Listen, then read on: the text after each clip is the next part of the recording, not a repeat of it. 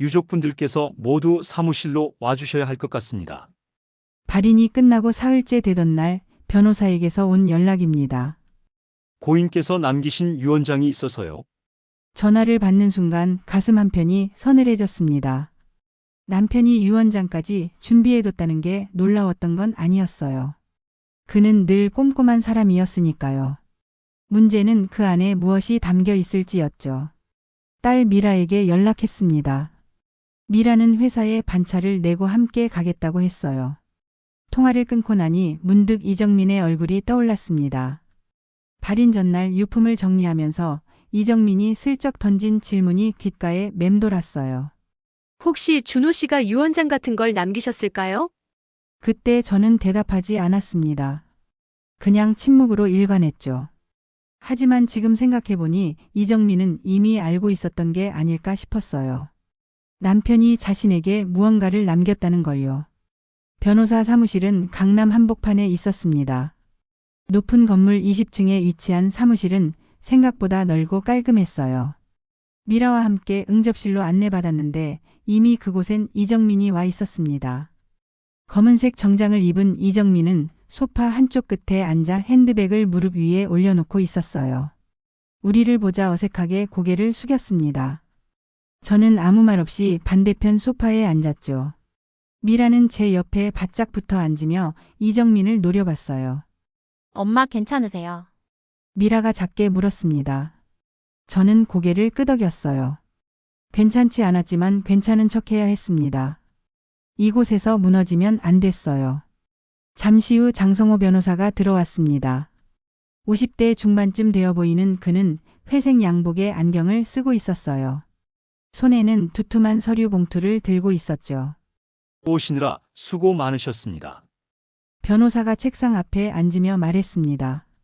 그는 우리 셋을 차례로 바라보더니 봉투를 열었어요. 고인 박준호 씨께서 작년 3월에 작성하신 유언장입니다. 공증을 받은 정식 문서이고 제가 유언 집행자로 지정되어 있습니다. 작년 3월. 그때쯤이면 남편이 퇴직한 직후였습니다. 저는 그때 남편이 갑자기 서재에 틀어박혀 뭔가를 정리하던 모습이 떠올랐어요. 그때 이미 이 유언장을 쓰고 있었던 거겠죠. 변호사가 서류를 펼쳤습니다. 타자로 깔끔하게 정리된 문서였어요. 그는 천천히 읽기 시작했습니다. 먼저 고인께서는 본인의 사망 후 장례 절차에 대한 희망사항을 적으셨습니다.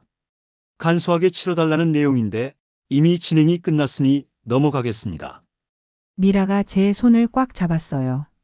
저는 미라의 손을 가만히 쥐고 변호사를 바라봤습니다. 다음은 재산 분배에 관한 내용입니다. 변호사가 잠시 말을 멈추고 우리를 봤어요. 그의 표정에서 무언가 복잡한 감정이 느껴졌습니다. 동정인지 난처함인지 정확히는 알 수 없었어요. 고인 박준호 씨는 본인의 전 재산을 배우자 김영숙 씨와 이정민 씨에게 동일한 비율로 나눠 상속한다고 명시하셨습니다. 순간 귀가 먹먹해졌습니다. 동일한 비율. 그 말이 제 머릿속에서 계속 맴돌았어요. 준호는 자신의 재산을 저와 이정민에게 반씩 나눠주겠다는 거였습니다. 30년을 함께 산 아내와 20년을 몰래 만난 여자에게요. 말도 안 돼요. 미라가 벌떡 일어나며 소리쳤습니다. 이게 말이 됩니까? 우리 어머니는 아버지 뒷바라지하느라 평생을 바쳤어요. 근데 바람 피운 여자한테 반을 준다고요? 이게 유언장이에요, 배신장이에요. 변호사가 난처한 표정으로 손을 들어 미라를 진정시키려 했습니다. 따님 심정은 충분히 이해합니다. 하지만 이건 고인의 명확한 의사표시이고 법적으로 유효한 문서입니다. 법적으로 유효하다고 다 정당한 건 아니잖아요. 미라의 목소리가 떨렸습니다. 저는 미라의 손을 잡아 끌며 다시 앉혔어요. 미라는 눈물을 글썽이며 저를 봤습니다. 어머니 이거 받아들일 거예요. 저는 대답하지 않았습니다. 대신 변호사를 향해 물었어요. 구체적인 내역을 알려주세요. 변호사가 고개를 끄덕이며 다음 장을 넘겼습니다. 현재 파악된 고인의 재산은 다음과 같습니다. 아파트 한 채, 시가 6억 원 상당, 퇴직금과 예금을 합쳐 약 3억 원, 주식과 펀드 등 금융 자산 1억 5천만 원, 총합 10억 5천만 원 정도입니다. 10억이 넘는 돈. 남편이 평생 모은 돈이었습니다. 저도 그 돈을 모으는데 일조했어요. 생활비를 아끼고 아이 교육비를 빼고 남는 돈은 모두 저축했죠. 그런데 그 돈의 절반을 이정민에게 준다니요. 유 원장에는 아파트는 김영숙 씨 명의로 하되 나머지 현금 자산은 정확히 반으로 나눠 분배하라고 명시되어 있습니다. 그러니까 아파트는 제가 갖고 나머지 4억 5천만 원은 저와 이정민이 반씩 나눠 갖는다는 거였습니다. 결국 저는 6억에 2억 2,500만 원, 이정민은 2억 2,500만 원을 받는 셈이었죠. 이정민이 입을 열었습니다. 저는 돈이 필요해서 이러는 게 아니에요. 그녀의 목소리는 떨리고 있었어요. 저는 그녀를 봤습니다. 이정민은 핸드백을 꽉 쥐고 있었죠. 준호 씨가 저를 사랑했다는 걸 증명하고 싶었을 뿐이에요. 20년 동안 우리는 진심으로 사랑했어요. 그분이 저를 위해 이렇게 남겨주신 거라면 그건 제가 받을 자격이 있다는 뜻 아닌가요? 미라가 비웃듯 웃었습니다. 자격이요. 남의 남편 뺏어간 사람이 무슨 자격을 말해요. 뺏어간 게 아니에요. 준호 씨가 먼저 저한테 왔어요. 저는 그때 정말 힘들었고 준호 씨는 저를 위로해줬어요. 우리는 서로 필요했어요. 그래서 20년이나 숨어 다닌 거예요. 당당했으면 진작 이혼하라고 했겠죠. 이정민이 입술을 깨물었습니다. 저는 두 사람의 대화를 듣고만 있었어요. 사실 싸울 힘도 없었습니다. 그냥 모든 게 허무했어요. 변호사가 다시 입을 열었습니다. 유 원장에는 한 가지 당부의 말씀도 적혀 있습니다. 읽어드릴까요? 저는 고개를 끄덕였습니다. 변호사가 마지막 장을 펼쳤어요. 영숙에게 평생 고생만 시켜서 미안합니다. 당신은 좋은 아내였고 좋은 어머니였습니다. 하지만 나는 나약한 사람이었고 두 사람 모두를 놓을 수 없었습니다. 용서를 구하지는 않겠습니다. 다만 정민도 힘든 삶을 살아온 사람이니 부디 원망하지 말아주길 바랍니다. 변호사가 말을 마쳤습니다. 방 안이 조용해졌어요. 이정민이 훌쩍이는 소리만 들렸습니다. 저는 그 순간 무언가가 확 깨지는 느낌을 받았습니다. 준호에 대한 마지막 남은 미련 같은 것들이요. 용서를 구하지 않는다고요? 원망하지 말라고요?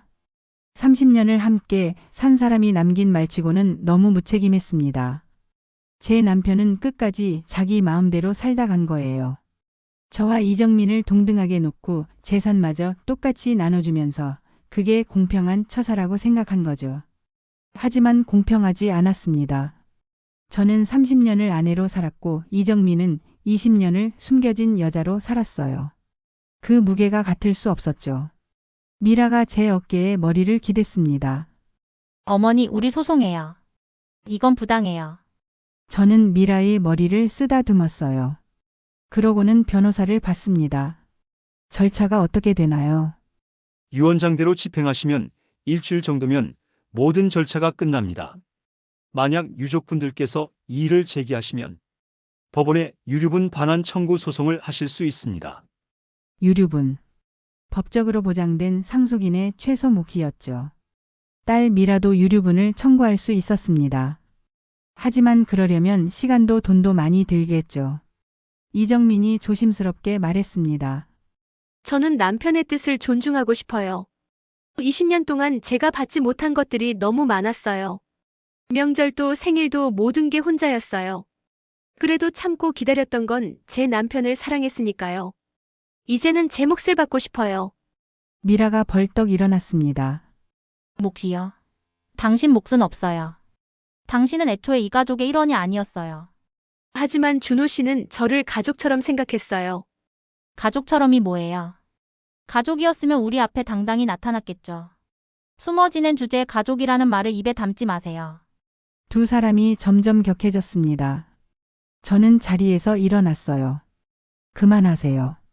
제 목소리는 생각보다 차가웠습니다. 미라와 이정민이 동시에 저를 봤어요. 변호사님, 서류 사본 주세요.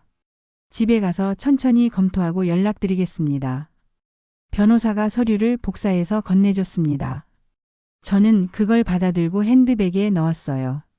그리고 미라의 손을 잡고 일어섰습니다. 가자. 미라가 떨리는 목소리로 물었습니다. 어머니 정말 이대로 가요. 응. 일단 가자. 저는 이정민을 한 번도 쳐다보지 않고 사무실을 나왔습니다. 엘리베이터를 타고 내려오는 동안 미라는 계속 울먹였어요. 이렇게 당할 순 없어요. 아버지가 너무한 거예요. 알아. 어머니는 화도 안 나요. 화가 났냐고요? 당연히 났습니다.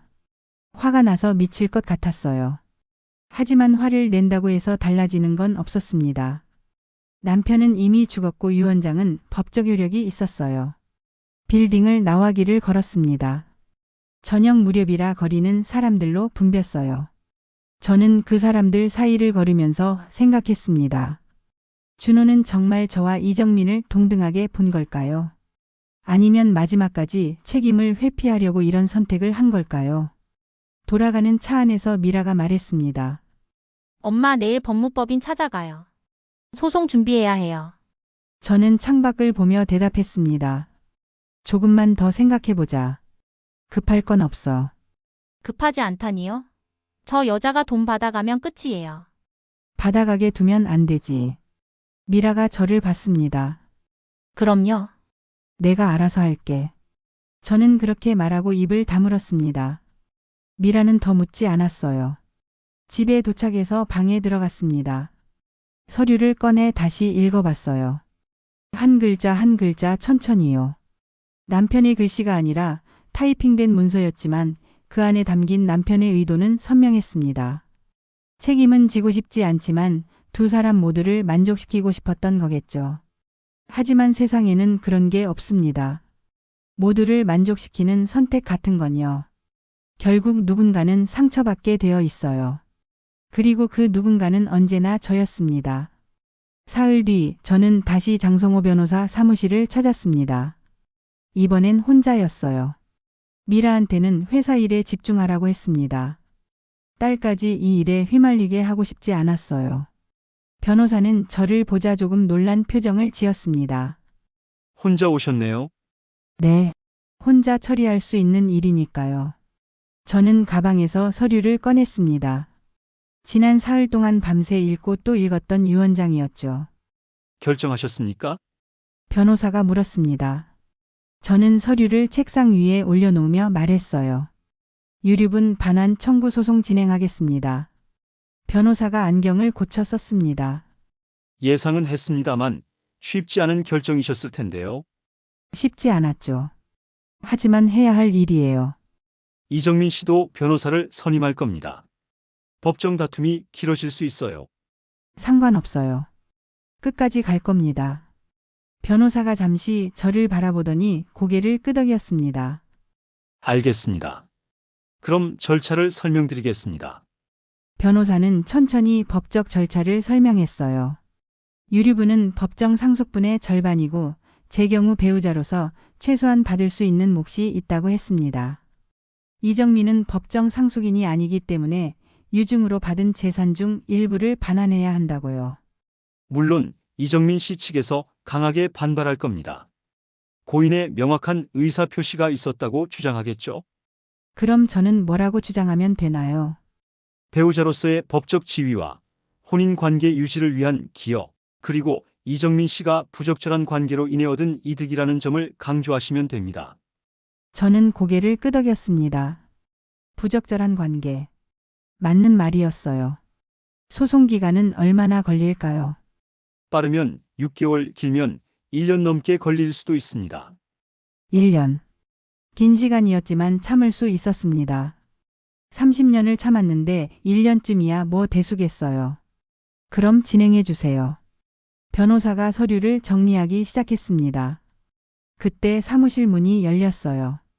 이정민이 들어왔습니다. 죄송합니다.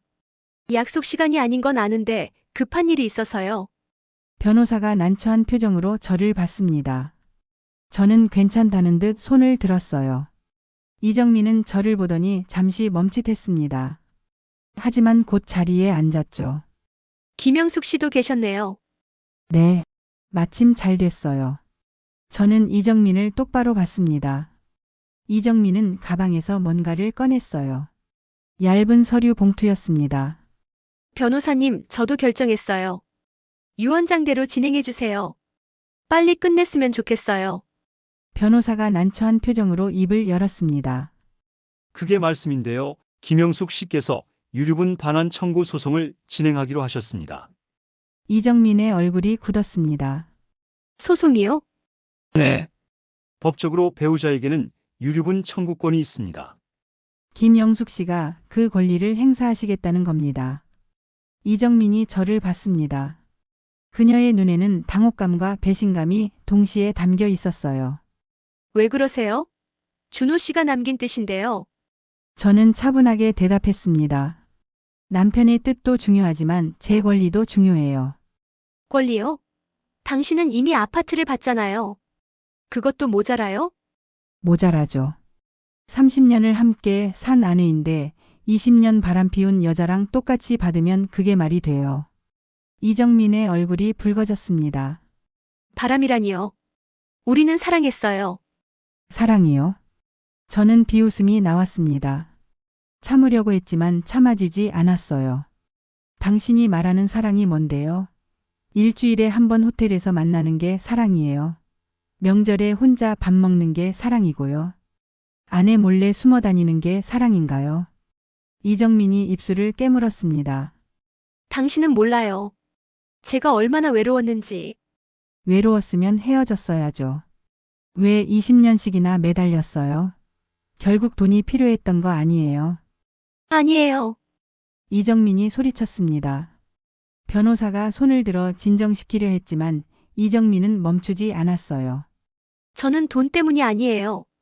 준호 씨가 저를 진짜 사랑했다는 걸 증명하고 싶었을 뿐이에요. 그분이 이렇게 재산을 남겨주신 건 제가 그만큼 소중했다는 뜻이잖아요. 저는 한숨을 쉬었습니다. 그래요. 당신이 소중했을 수도 있죠. 하지만 법적으로 당신은 아무것도 아니에요.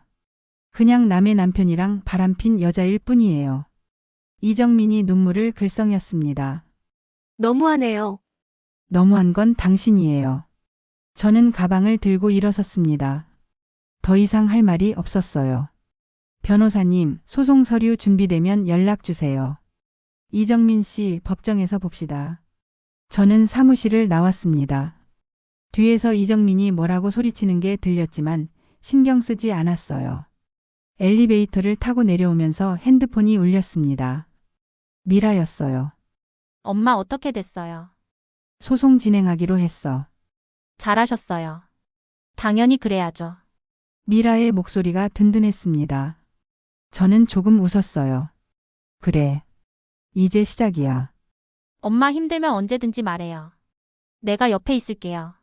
알아. 고마워. 전화를 끊고 밖으로 나왔습니다. 날씨가 맑았어요. 봄바람이 불고 거리에는 사람들이 분주하게 오가고 있었습니다. 저는 그 풍경을 보면서 문득 해방감 같은 걸 느꼈습니다. 남편이 죽고 나서 처음 느껴보는 감정이었어요. 더 이상 속지 않아도 됐습니다. 더 이상 모른 척하지 않아도 됐어요. 이제는 제 권리를 당당하게 주장하면 됐죠. 집으로 돌아왔습니다. 거실에 놓인 남편의 사진을 봤어요. 환하게 웃고 있는 남편의 얼굴이었습니다. 저는 그 사진을 한참 바라봤어요. 그러고는 액자를 뒤집어 벽을 향하게 했습니다. 이제 당신 얼굴 보고 싶지 않다고 그렇게 말하듯이요.